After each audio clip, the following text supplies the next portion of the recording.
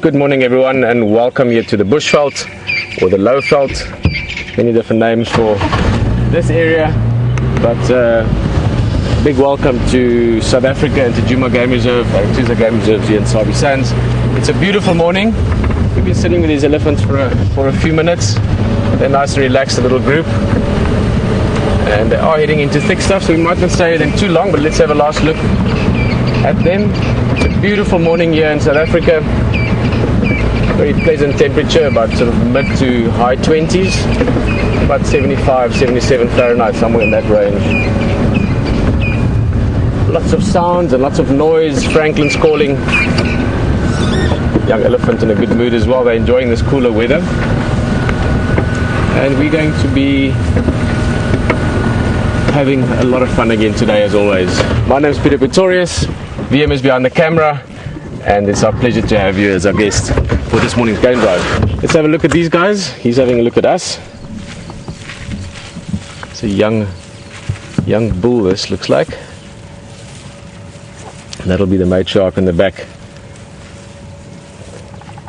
So you remember this female from somewhere along the line. Just looking at those tusks, you can see her right hand side tusk is a bit sort of lower down than the left.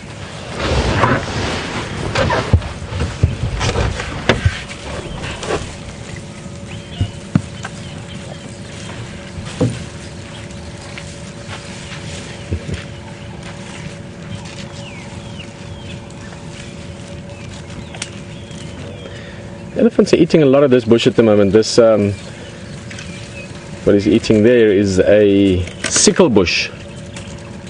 I was joking the other day, we tend to always call it Landrovius flattarius because of the spines that give vehicles flat tires every so often, but the sickle bush, so of the elephants we've been watching the last few days, very often I'm noticing that that's what they're eating. Now, sickle bush, interestingly enough, for people, you can use it to help for heartburn if you chew those leaves. Very sort of alkaline, bitter taste.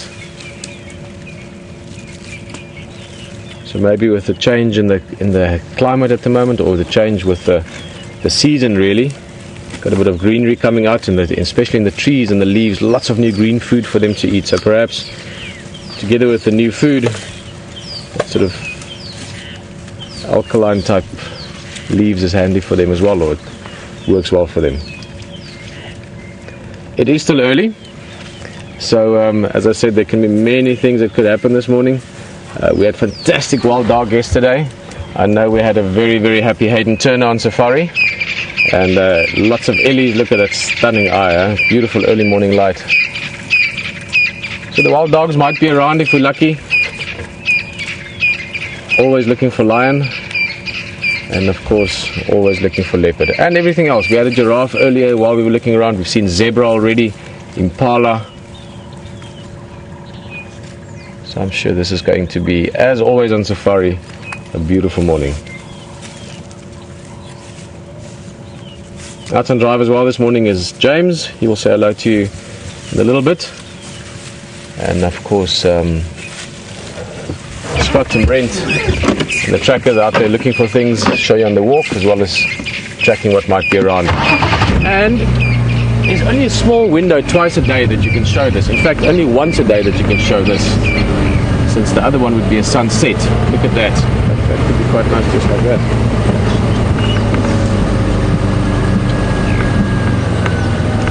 Beautiful sky as well.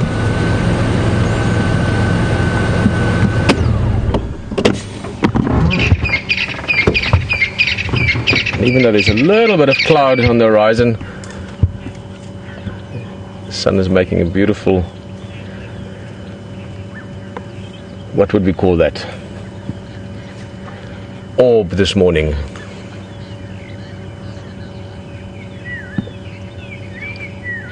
But that's our setting. What a place to be driving around. Even just like this, it would have been amazing. Never mind the fact that we can find leopard and lion and zebra and giraffe, all kinds of game. We might have another look at that one just now. This is quite a special sun this morning. Find another window through the trees perhaps. Oh, that's nice. Let's try this one.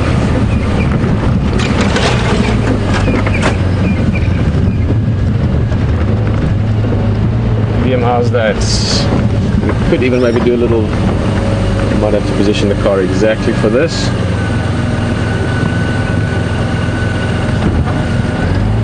That's actually perfect. I love all the layers here, from the tree right in the back all the way back towards us. You have this twig almost in the foreground here, and all of it green, all of it rich with the promise of summer around the corner. So that's stunning.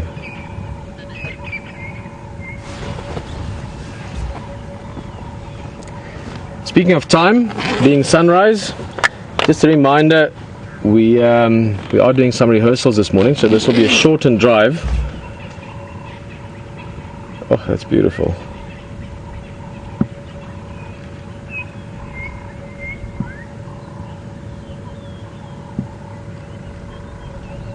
Early morning in the bush. My favorite time, my absolute favorite time. Guys, and just a reminder, we are going to be doing rehearsals. We'll confirm again, but as the plans go now, from 6 o'clock our time, so about 25 minutes from now, we will be off air for the rehearsals. But trust me, it's going to be worth your while when we come together with all of this. But for now, we're going to continue looking around and enjoy the early morning with James. We'll see you back in a bit.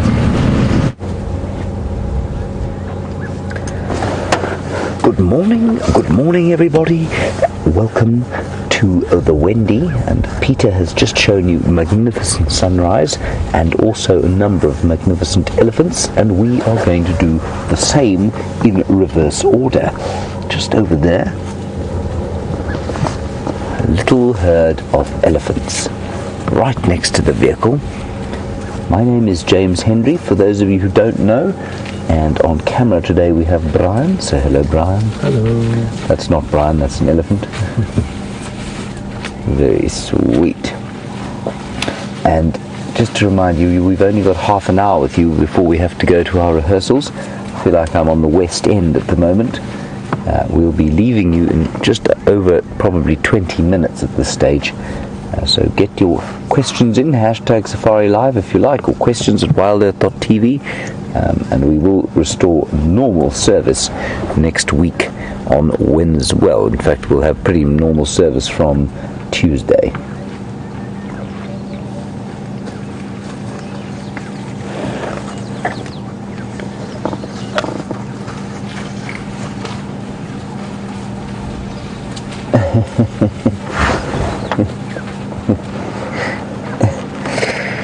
And as they're running off into the next door property, which is called Buffalo's Hook, GJ in Southern California, you want to know if elephants ever sneeze. GJ, I imagine they probably do.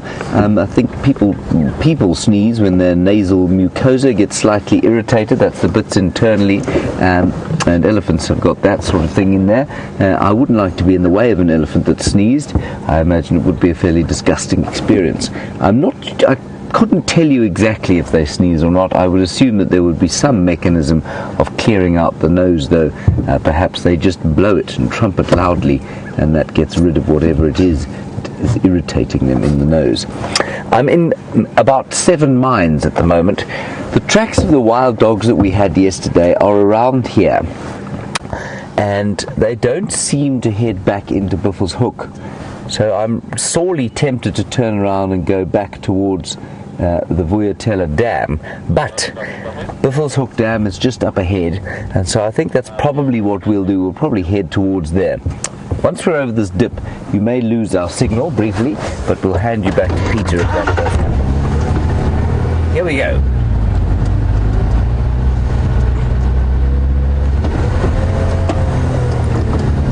So I'm looking very carefully at the ground to see if I can see any tracks.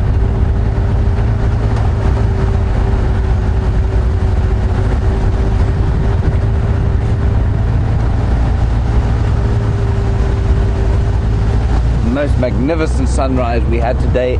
The clouds went beautiful pink. If you see me looking behind you like that, it's because I'm hoping desperately to see a pack of wild dogs herring across the boundary into Djuma.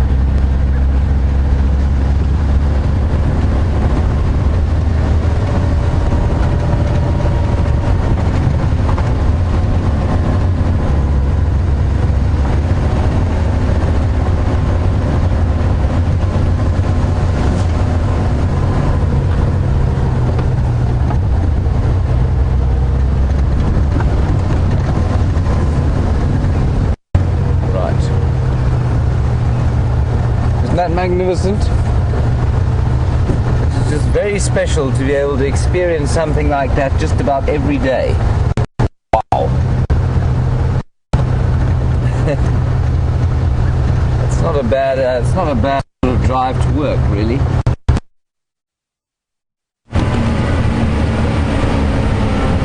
Hello everyone. Well, in fact, I'm actually going to turn around to show you to show you while we turned around. So I'm talking to Brent there, and Ephraim is starting as well. We're just here close to Djuma camp still, Wild Earth camp as well. And as I said, Brent and Scott are out there looking around as well. They just picked up some tracks. Well, actually the same ones just further back. I'll show you quickly. We haven't found the animal yet, so always nice to know what could be around, especially in the mornings. You know, I say this often, I love the morning drives, and I really do, partly because when it's so hot summertime it's nice and cool, but also the mornings it's always a bit more of a blank canvas, if you want. You don't have much of an idea what to expect. In the afternoons you often have the updates from the morning. In this case, these are the tracks that the guys are going to follow up on, that I'm hoping we might find the individual who made them. I'll show you there. That one and that one, those two tracks.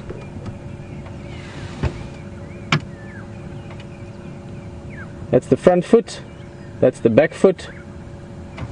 You can see from the scale that the front foot is slightly smaller. Unfortunately, there's no sunlight on it yet, so you can't see the exact details.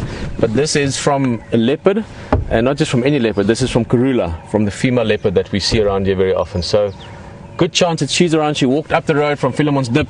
This is about actually where she turned. That's the last track on the car track, if you want, going into this area. So she's around, or has been around. Obviously, we're not going to mind to see her.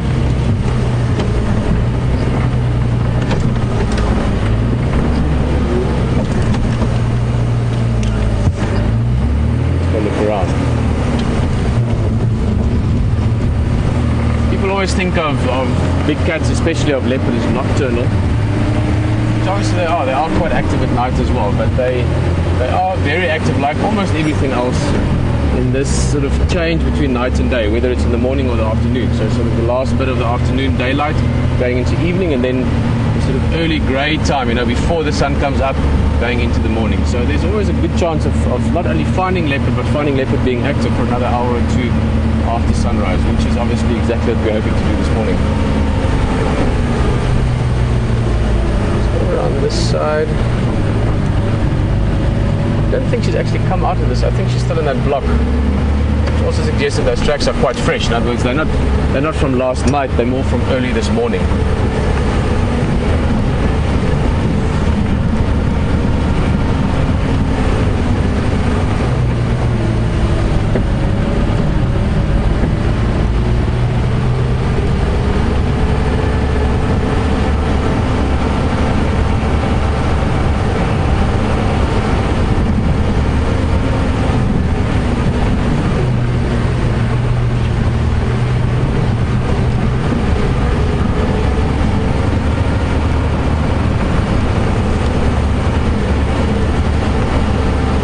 The most important thing, maybe the second most important thing on a game drive, the most important thing is to have fun, is to enjoy it. But second most important thing is to always look around. Look for tracks, but also look around for things. There might be a leopard there and you're not going to see it if you're not looking. So it's always good to pay attention to what's going on around you, as long as you're having fun doing it.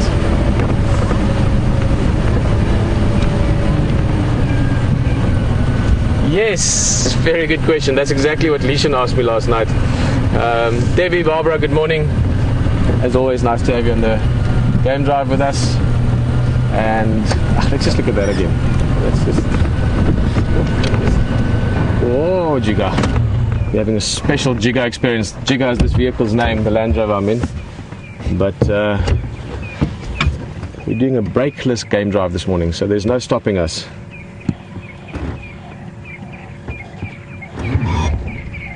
And Debbie and Barbara, you were asking, will there be a sunset safari? Yes, there will be a full afternoon sunset safari. We'll do a little, pretend we're on a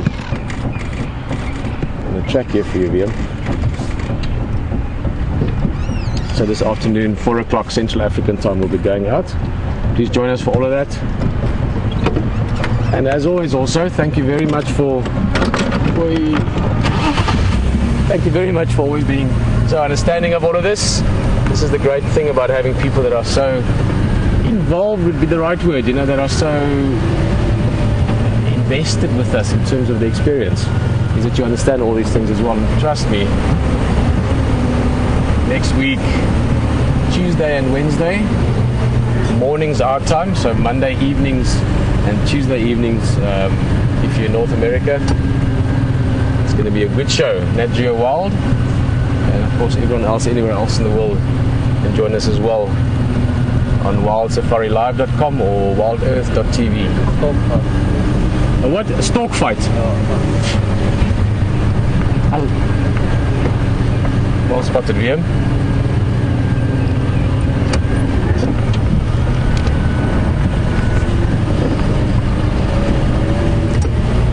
Morning, Pam. Sorry, VM was just, as always, a great spot.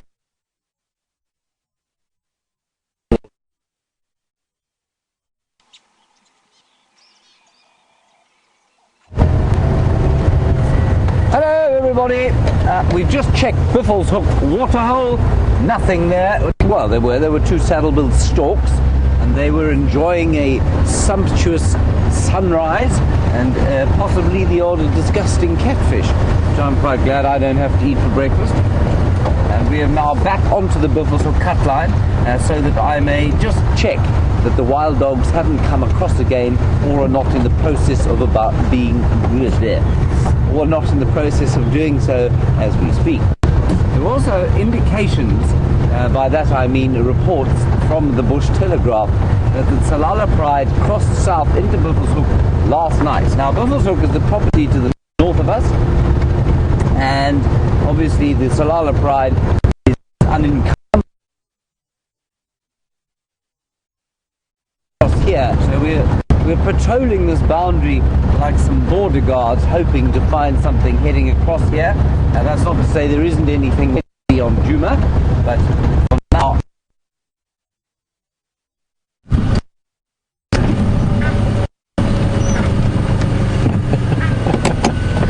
Hello again. There's the bird boxing we were talking about, although they seem to have sorted out their differences. This is the pair again, and these are Egyptian geese.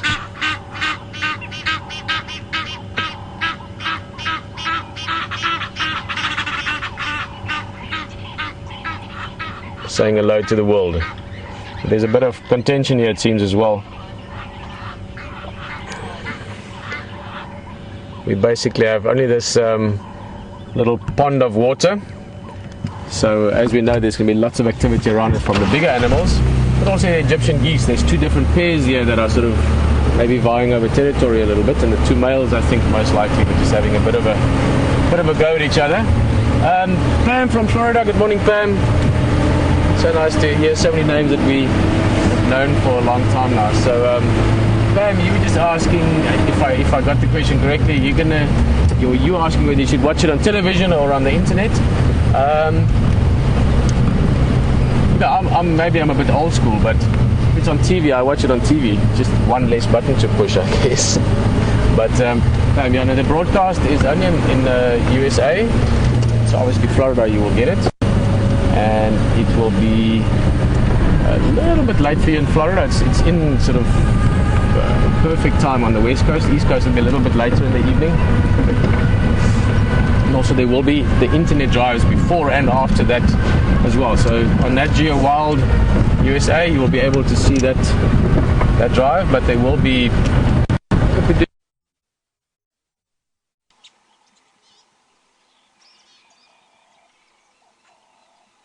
going into that as we do now, and coming out of the TV show as well. So for those of you in other parts of the world who can't watch it straight on the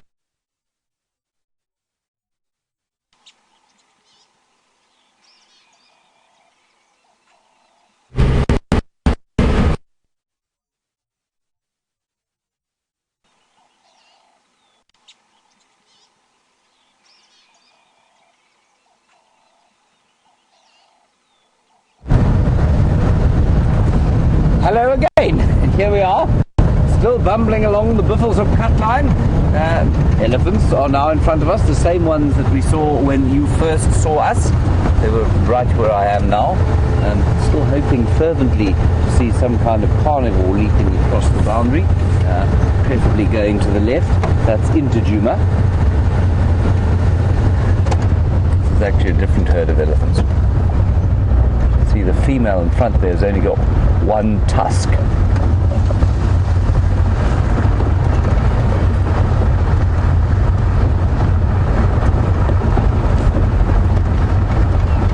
We'll stop here and watch these elephants and have a bit of a listen. See if we can hear the terrified calls of an impala or two as they are harassed by the wild dogs. Beautiful little one there. See, the tusks have just erupted there.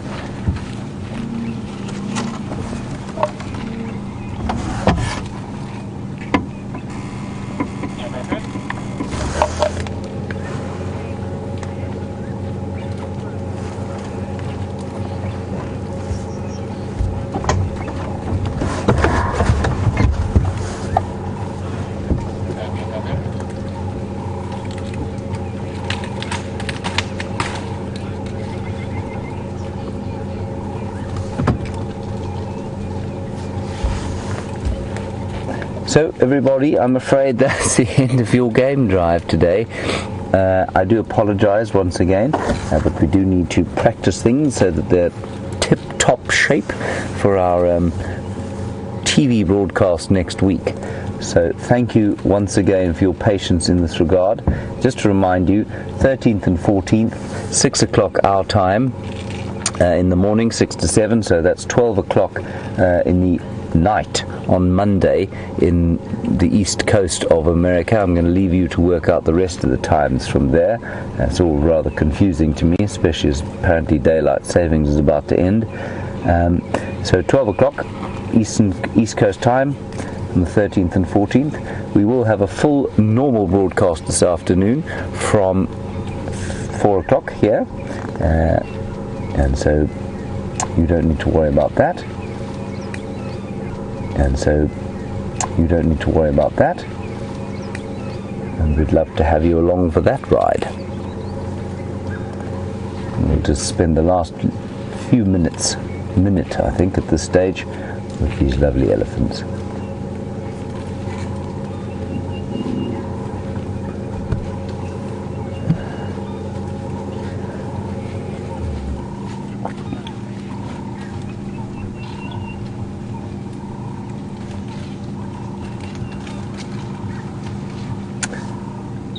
And so a big thank you from Peter and Hayden and from the team at Final Control. Big thank you for your patience, and we will see you this afternoon, hopefully with some good news about those lions and those wild dogs. And please keep following us on the tweet. We will send through various tweets. Follow us on the website and perhaps just watch the Djuma Dam cam if you like. The Arathusa camera is also up, and it's going to be a hot day with plenty of activity around that water. It's only, well, the sun's just peeped up over the horizon, and it's already what we might term fairly beastly hot. Brian is just about to take his jersey off, which means it must be almost molten. Wherever you are in the world, please stay safe and happy. Sorry that we're not going to spend a bit more time with you, but we will see you this afternoon at 3 o'clock. Bye-bye from all of us here at Wild Earth.